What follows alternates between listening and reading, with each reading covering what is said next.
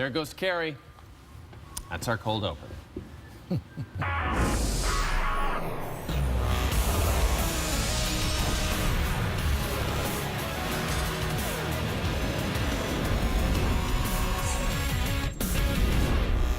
Hey, welcome to the show. Remember before we started the show, it was going to be SC with Jay and Dan. I just call it Sports Center with Jay and Dan. Yeah, well, I was calling it Sports Center with Jay and Dan. Now I'm just calling it Jay and Dan. Things change over time. Yeah, titles of shows change over time. There's no question about it. Wait till there's the eventual spin-offs of this show. Hound Dog will get a show. Producer Tim will get his own chat show. You won't see him. How about Patty Mahomes?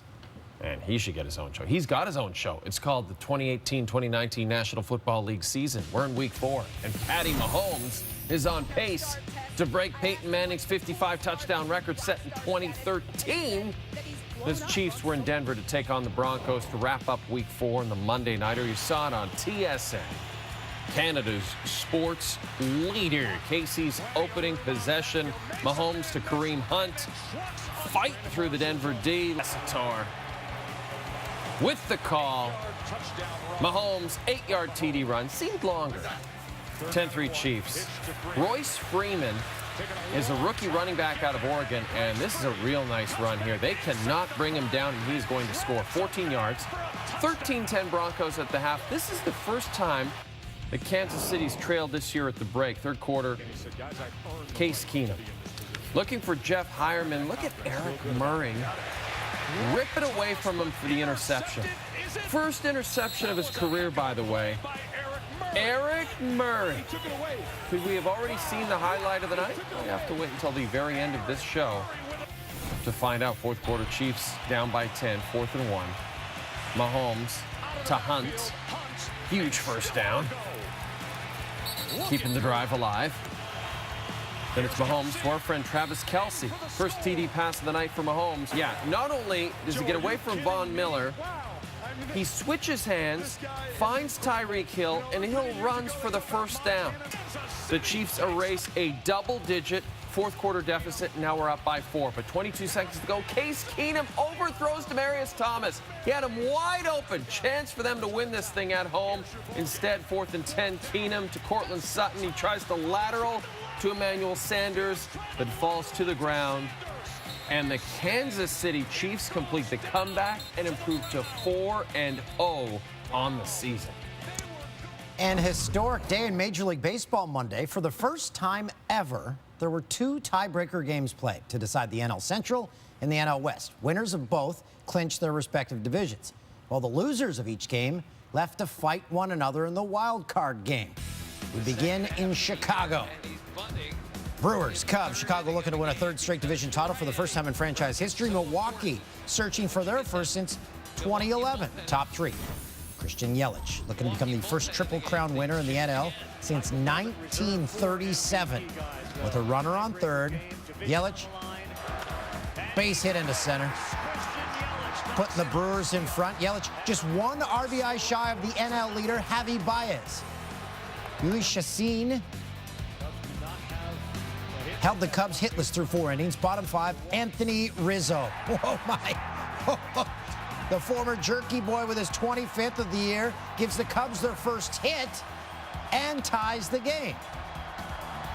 In the 6th, NL MVP candidate, Baez, with 2 on, 2 out. Facing Joakim Soria. He's going heat. He's throwing the heat. Got him. Ends the threat. Top 8. Lorenzo Cain with 2 on, none out. Still a tie game. Not anymore. Single up the gut. Scoring Orlando Arcia from 3rd. Next batter is Yelich. He's already 3 for 3. If he hits a home run here, he would take over the Triple Crown in all categories.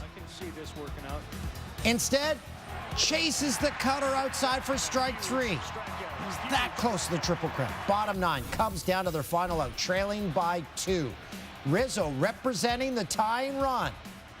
He got not enough. Brewers win their 4th division title in franchise history. They at one time trailed the Cubs by 5 games in September. It's Eric Thames enjoying every minute of it. And by winning the NL Central, Milwaukee also clinches home field advantage throughout the NL playoffs. National League West tiebreaker, Rockies and Dodgers. LA looking to clinch a 6th straight division title. Colorado has never won the National League West. Walker Buehler. Seems like 2 last names. Getting this start for the Dodgers. A 1.70 ERA in his last 11 starts. Man on for Tony Wolters. Grounded to short. Manny Machado. Look at this. He bobbled it bare hand and gets the force. Great play. It's a fielder's choice. Buehler didn't allow a hit through 5. Bottom 4. Ramon Marquez gets Max Muncy for one of his 9 Ks. But Wolters gets crossed up, can't squeeze it. And Muncy's going to reach. And that would prove costly because now with 2 away, Cody Bellinger has hit a home run to right. This is his 25th of the season. And the Dyers are on the board. Next inning, Muncy's at the plate. He's got a man on. San Manuel Casino, a very popular spot. Dan and I used to frequent it a lot. Muncy is 35th of the season, 4-0 Dodgers. And that is a bad sign for the Rockies. The Dodgers 49-0 this season when they have a 4-run lead, top 6. Check out this play from Kike Hernandez. Robbing DJ LeMahieu with a base hit. Everything going right for the Dodgers. And then Buehler with Hernandez on base. Going the other way and cashing him in. RBI single, the most exciting play in baseball. Makes it 5-0. Buehler goes 6 2/3. Shutout innings. Allows just 1 hit. As the Dodgers win their 6th straight division title, here Cubs will host the Rockies in the National League wild card game. That will be Tuesday. Chicago's John Lester will start his 2nd wild card game in 5 seasons. Kyle Freeland expected to start for Colorado. How bad is it? The Rockies, they played in LA on Monday. They've got to go all the way to Chicago. Yeah, that was the danger of losing that game on Monday. And here is the playoff schedule for the junior circuit. Wednesday, the Athletics travel to the Bronx to face the Yankees. Those starters yet to be announced. The Yankees, Red Sox first round series will be pretty cool when we return on SportsCenter with Jay and Dan, or SC with Jay and Dan, or just Jay and Dan, whatever you want to call it. Le'Veon Bell returning to the Steelers. We've got the details.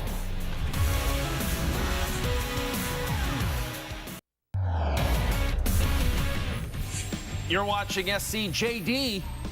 NHL preseason, Devils taking on SC Bern. In Switzerland, SCJD, SC Bern. 2nd goal in 4 games as the Devils pick up their 2nd win of the preseason. All those Swiss people look excited. Let's get those SC Bern jerseys on Sports Clothes. Oh, you know what? I forgot about something. The Islanders released their 3rd jerseys. Yeah, can we add that in the show? Can we add that to the show, Sports Clothes? We're working on it. All right, Tim says yes, absolutely. According to ESPN, Le'Veon Bell is expected to report back to the Steelers during their Week 7 bye. That's before their Week 8 matchup with the Browns. Bell's been holding out and missed the first 4 games of the season after the Steelers placed a franchise tag on him for a 2nd straight year. According to the same report, the Steelers are still exploring trade options for Bell, though Bell believes he can stay with the team. They need him. The Steelers' 19 rushing yards on Sunday, their fewest in a game since 1970. I wonder, you have to believe that Earl Thomas injury where he breaks his leg got to Le'Veon Bell because he was, what was he forfeiting, over $800,000 a game? Yeah. So, you know, I think he probably figured I better start making some sweet cash here. And Bell believes the Jets, Niners, Colts, Browns, and Eagles are all interested in his services. Now, Montreal Canadiens defenseman Shea Weber has been named the 30th captain in that team's franchise history. Weber takes the C after Max Pacioretty was traded to the Golden Knights September the 10th. Weber is your new Habs captain. Brendan Gallagher was mentioned as a possible captaincy choice, but he said he would have voted, if he had a vote, he would have voted for Weber. And Weber was a captain with Nashville at 24, so he knows how to be a captain. And some of the players already call him dad. It should be noted he isn't going to be back in the lineup until at least December. He had off-season knee surgery. Right. Tom Wilson, he's going to have that in-person hearing Wednesday for his hit on Oscar Sundqvist. Wilson was given a match penalty on the play.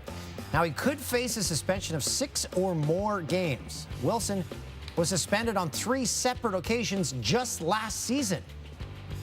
You want to see Sundqvist's face after the hit? Yeah, there it is. You wonder if the head of the Department of Player Safety, George Peros, as soon as Wilson walks in the door, he just says, dude, what do you want me to do? Yeah, what are you doing? Dude. 4th hearing with the Department of Player Safety in the past year for Wilson. Now, he won't give up $800,000 a game. He'll give up $63,000 a game. That's still a lot of money. The Leafs have traded defenseman Connor Carrick to the Stars in exchange for a conditional 7th rounder. If Carrick plays more than 50 games this season, Dallas will send their 6th rounder in 2019 to the Buds. Carrick made his debut for Toronto in 2016, played 130 games with the club. And the Leafs were busy. They finalized their 23-man roster Monday. Curtis McElhinney and Calvin Pickard put on waivers, so Garrett Sparks wins the backup job. Now, another decision needs to be made whenever RFA William Nylander signs a contract. Nylander expected to slot in beside Patty Marleau and Austin Matthews when he eventually does return. The Canucks have placed Sam Gagner on waivers. If he clears, he will most likely be assigned to Utica in the AHL. He still has 2 years and $6 million remaining on the contract he signed in the summer of 2017.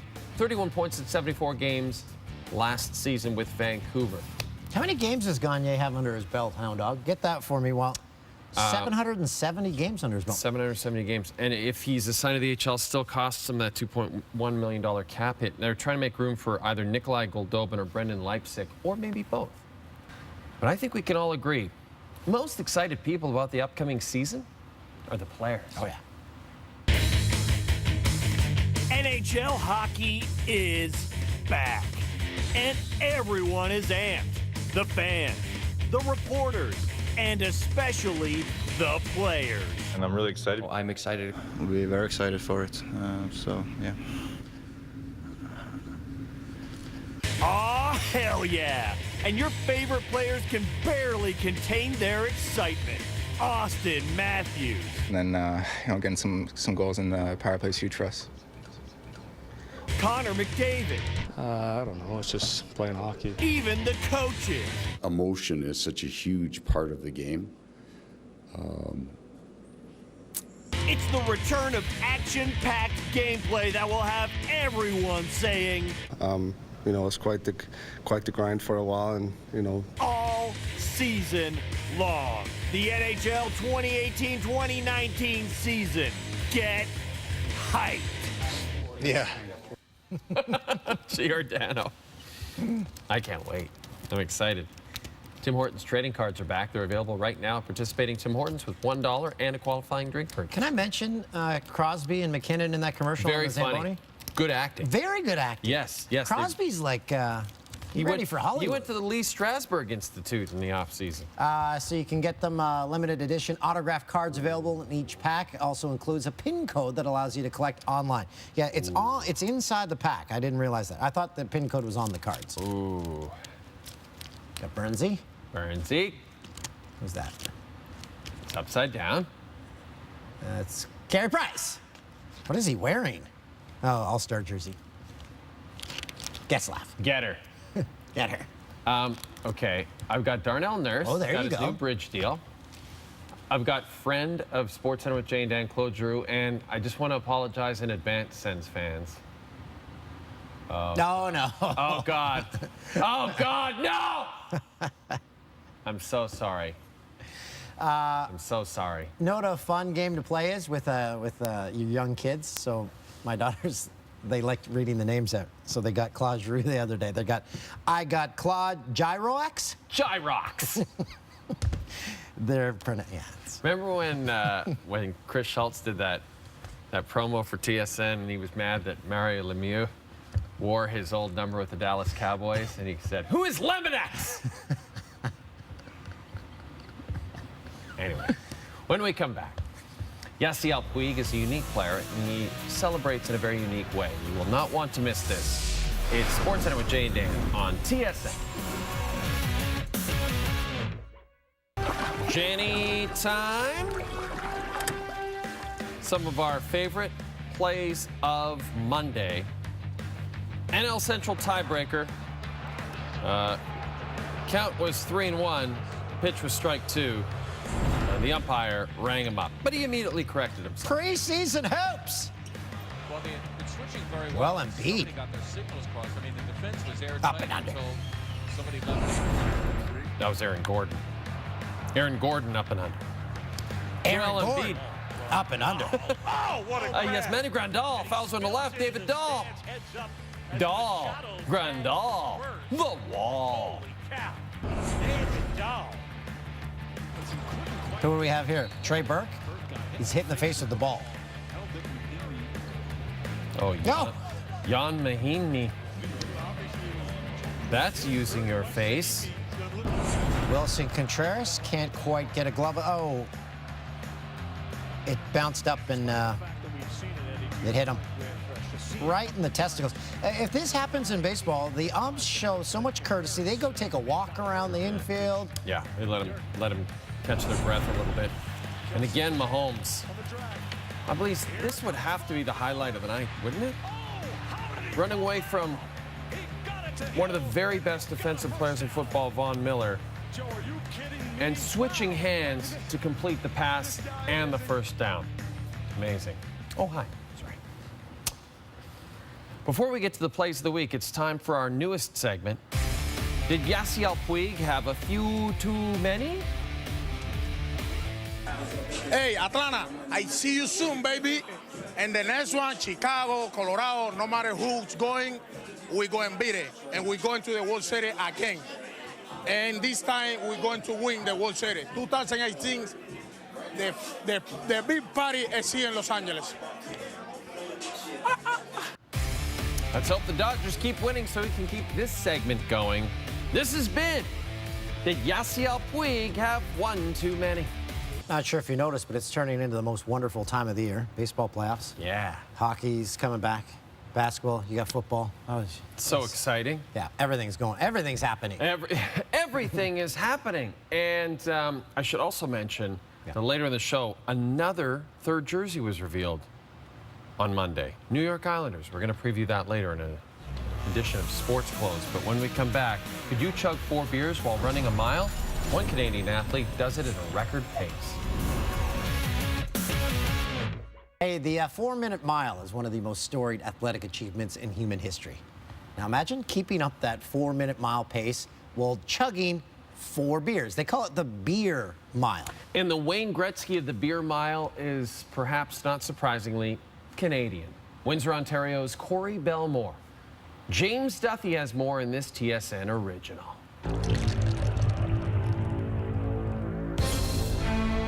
I don't know how to describe it. It's different from a regular buzz when you're just sitting down and having a few. You're feeling tingly. Your legs aren't completely there. You're so gassed under breath from the running aspect. The beers have a different effect on you.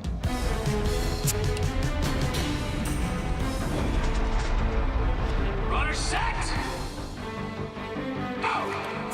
A normal person can't do it. You've got to be extremely fit, and you've got to have some balls. It's just about telling yourself it's just one more beer, one more lap. At the end of the day, I really would like to make the 2020 Olympics. So I think that's my biggest goal in athletics. First heard about the beer mile from the university teams.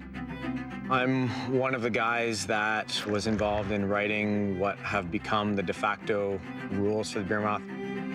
It needs to be 355 milliliters. It's got to be 5% of alcohol by volume or more. The beers have to be drank in the 9-meter chug zone.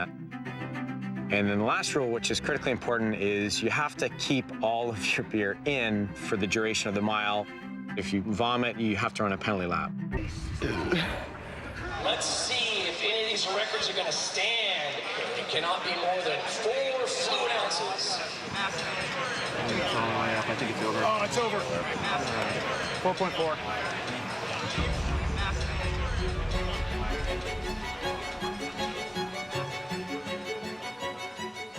I'll break it next time. I guarantee it. I'll break it next time, but when that time comes, I'm not too sure. I think he uses the beer mile as a vehicle to propel his running career, which, for all intents and purposes, is heading in a direction that would put him in Tokyo in 2020. He is going to be one of the great runners, I think, that Canada's ever seen, and I think he's going to be a legitimate Olympic contender. I'd like to make a huge push for that. I know I have 2 years left, and I'm still 23, so I know I'm still young in this game. He's only 23. Wow, he's so young. The burping is my favorite part. Well, here, I had an idea. We do our walkover. Yeah. Why don't we turn our walkover into the chug zone? Oh, and Coors Lights, right? Just makes sense. Yeah, so every time we do the walkover, we chug a beer. Producer Tim, does that sound good? Tim? There's silence. Still to come. It can impossible look easy. It's the best one-handed plays in the Sports Center Top 10.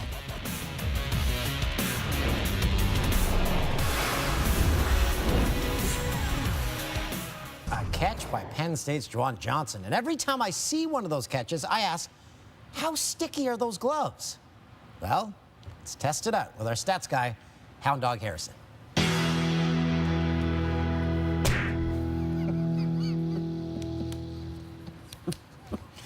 Just so stupid. And just to confirm, Hound Dog's okay. I don't know about that. Hound Dog, you back there? Can you wave at us? Give us a wave, buddy. Give us a wave. He's right over Dan's left shoulder there. There he is. He's okay. That's a half-hearted wave. Maybe Hound Dog is, well, I'll have to take a few days off. Work-related. Ice those testicles.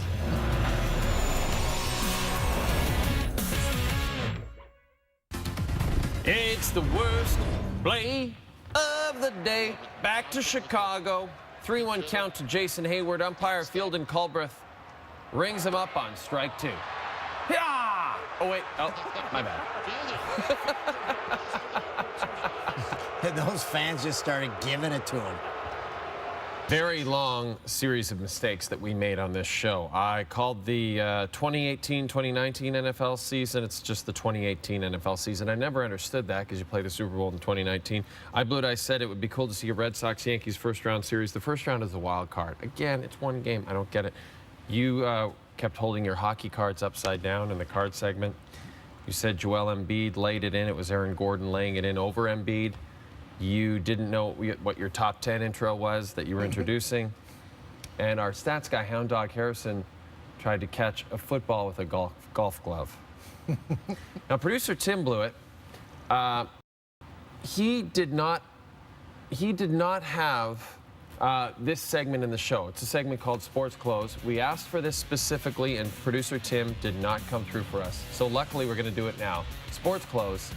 Here it is. The New York Islanders' newly announced third jersey, which sort of looks like the black and white ones they had a few years ago. Yeah. Horrible. Horror awful. And can I just point out, whoever put the highlight of the night together, they blew it because on the top here it says, time for the worst play of the day. Oh, who is that?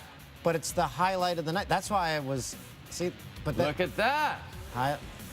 Who is that? Who put that together? Okay. My guess, producer Tim. I think we have to have a team meeting and really go over some things here. Everybody needs to get together. Hound Dog needs to get new gloves. Can we see that one more time? Okay.